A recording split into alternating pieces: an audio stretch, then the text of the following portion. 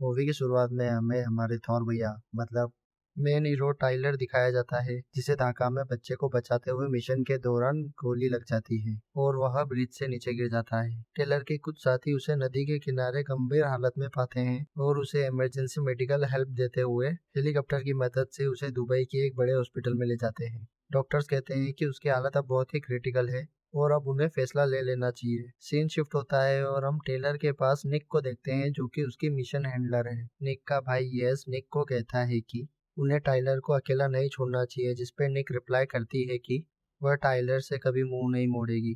जब nurse Tyler का checkup कर रही होती है, तब टाइलर अपनी आंखें खोल लेता है। नर्स सबको बता देती है कि टाइलर ने आंखें खोल ली है। टाइलर कुछ बोलने की कोशिश करता है। जब निक उसके पास आती है तो वो निक से कहता है कि भाड़ में जाओ। निक अंदर ही अंदर बहुत खुश हो जाती है। फिर हमारे थॉर मिया की कुछ दिनों तक रूटीन एक्सरसाइज होती है। व्हील चेयर पर बैठा हुआ टाइलर निक से कहता है कि तुम घर चले जाओ ना।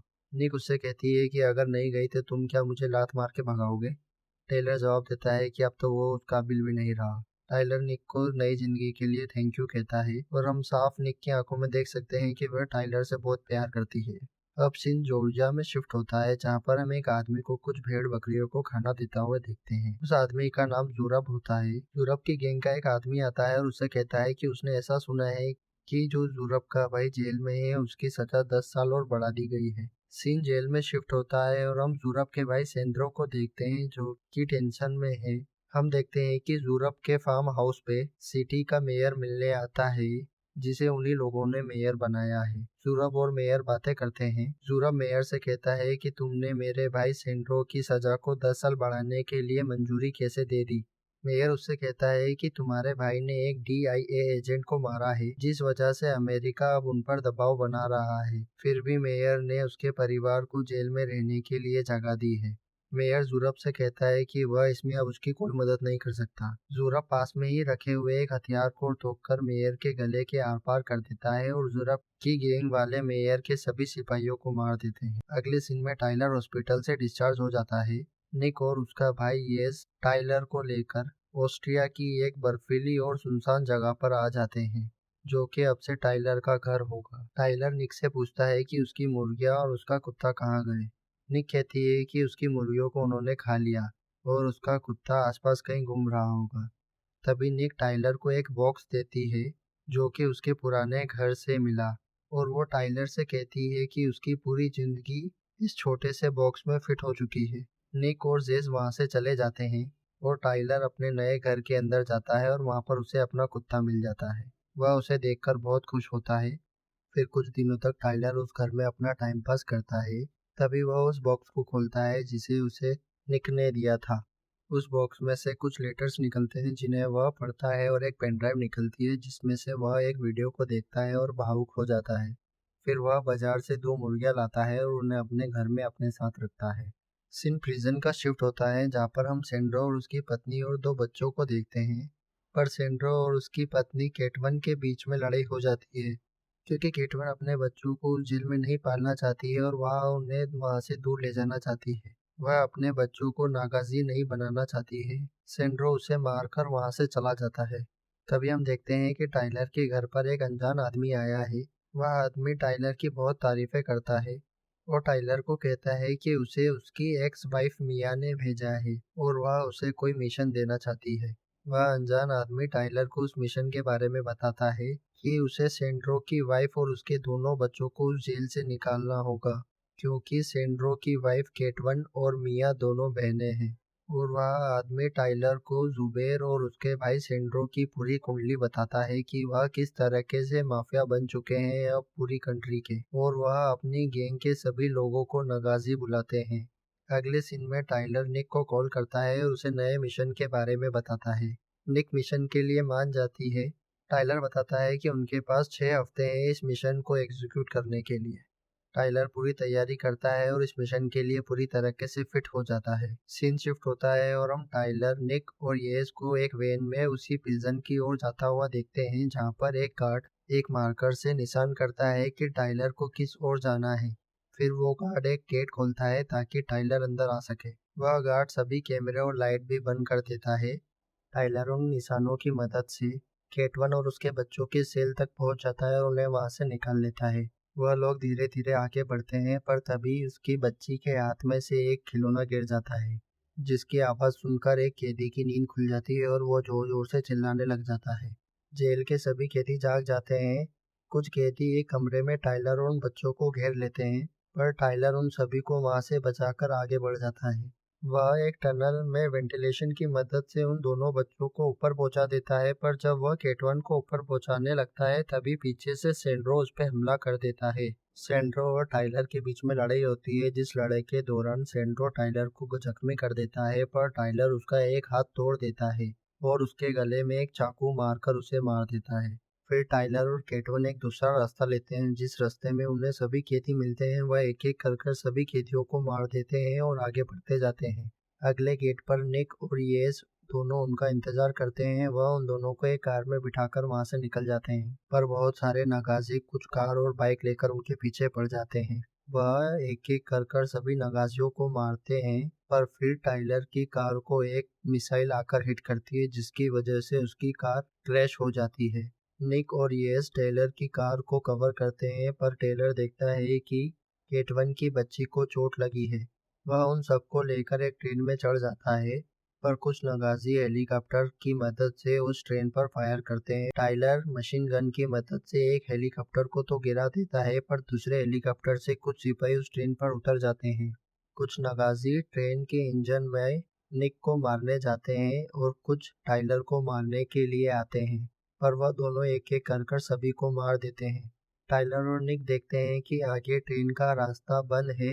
वह केटवन और उसके बच्चों को बचाने के लिए उन्हें ट्रेन के डब्बे में बांध लेते हैं, ताकि ट्रेन क्रैश हो तो उन्हें ज्यादा नुकसान ना हो।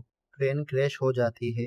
सीन शिफ्ट होता है और हम यूरोप को देखते हैं, जो कि कुछ नगाजी सोल्जर्स को उन्हें मारने को कहता है, जो कि हाईली ट्रेंड सोल्जर्स है। वह सभी लोग एक प्लेन में होते हैं, जहाँ पर केटवन का लड़का अपने अंकल यूरोप को कॉल कर कर बता देता है कि वह लोग कहाँ पर जा रहे हैं, और प्लेन में निक को भी पता चल जाता है कि टाइलर ने यह मिशन अपनी एक्स वाइफ मिया के कहने पर लिया है। वह सभी लोग वेनिस शहर की एक सेफ बिल्डिंग में रुकते हैं, जहाँ पर उस लड़के और टाइलर के बीच में कुछ बहस होती है। अगले सीन में हम सूरब और सभी नगाजी सोल्जर्स को देखते हैं, जो कि प्लानिंग कर रहे थे उन सभी को पकड़कर मारने की। टाइलर उस लड़के से बात करता है, पर तभी वह लड़का बताता है कि उसने उसके अंकल को सब कुछ बता दिया है और वह उन्हें लेने आ रहे हैं। तभी टाइलर और निक देखते हैं कि नगाजी सोल्जर्स ने उनकी बिल्डिंग को चारों तरफ से घेर लिया है। टाइलर और निक प्लान बनाकर उस बिल्डिंग से बाहर निकलने लगते हैं, जहाँ पर केटवन का लड़का अपने अंकल यूरोप के पास वापस चला जाता है। सभी नगाजी सोल्जर्स वहां पर आ रही पुलिस को एक एक कर मारते हैं, पर टाइलर और उसकी टीम धीरे धीरे रूफ की ओर हेलीकॉप्टर को पकड़ने के लिए बढ़ती है। टाइलर और उसकी टीम सभी ट्रेन सोल्जर्स को मारते हुए आगे बढ़ते हैं, पर एक ट्रेन सोल्जर निक को बेहोश कर देता है और निक बिल्डिंग से नीचे गिरने ही वाली होती है कि तभी टाइलर आकर उसे बचा लेता है। वह दोनों बिल्डिंग से लटके हुए होते हैं कि तभी वहां पर सूरब आ जाता है। वह उन दोनों को मारने ही वाला होता है कि तभी निक की आंखें खुल जाती है और वह सूरब को भी बिल्डिंग से लटका देती है। टाइलर निक को बचा लेता है। फिर टाइलर और सूरब के बीच में लड़ाई होती है। लड़ाई के दौरान टाइलर यूरोप को बेहोश कर कर आगे बढ़ जाता है। वह सभी लोग चॉपर पकड़ने ही वाले होते हैं कि तभी सुबर पीछे से आकर येस को गोली मार देता है। टाइलर उसे बचाता हुआ चॉपर में चढ़ जाता है, पर चॉपर में हम देखते हैं कि येस मर जाता है। सभी लोग बहुत दुखी हो जाते हैं और निक अपने भाई येस की मौत पर रोने लगती है।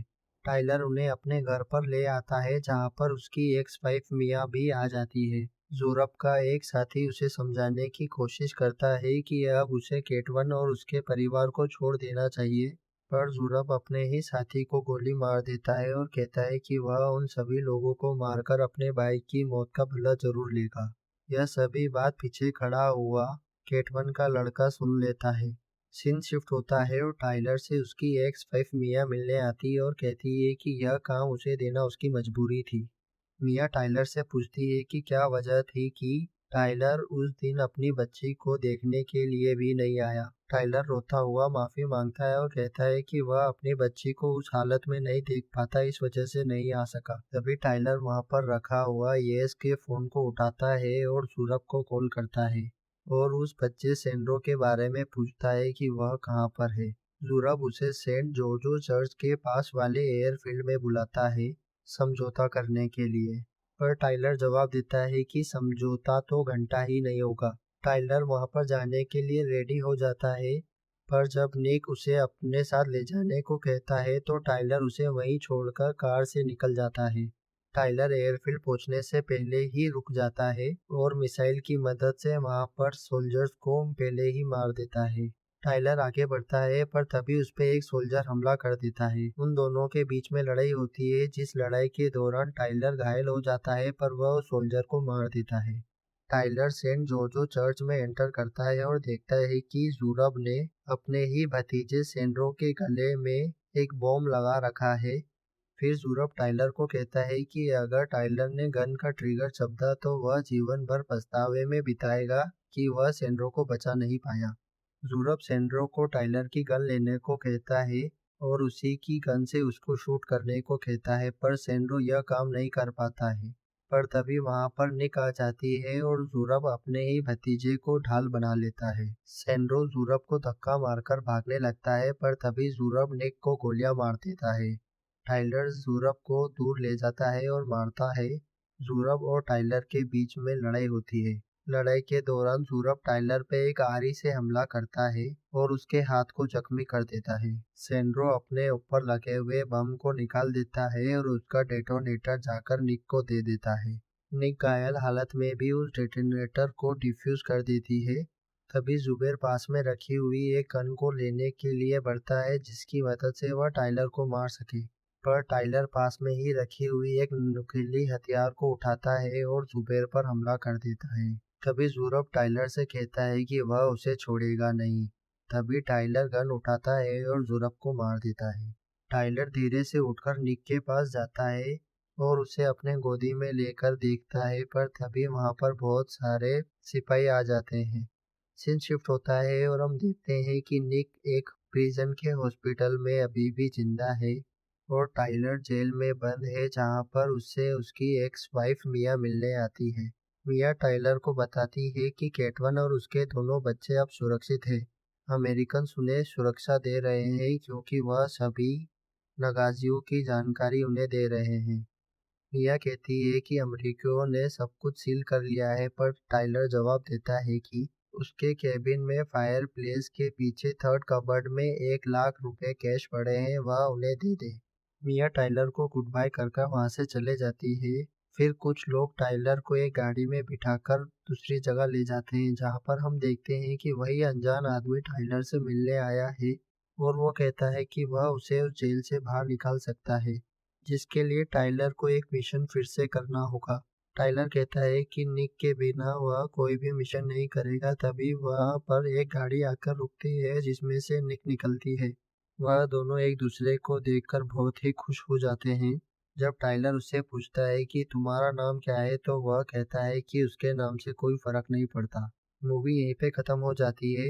अगर एक्सप्लेनेशन पसंद आया हो तो वीडियो को लाइक, चैनल को सब्सक्राइब जरूर कीजिएगा।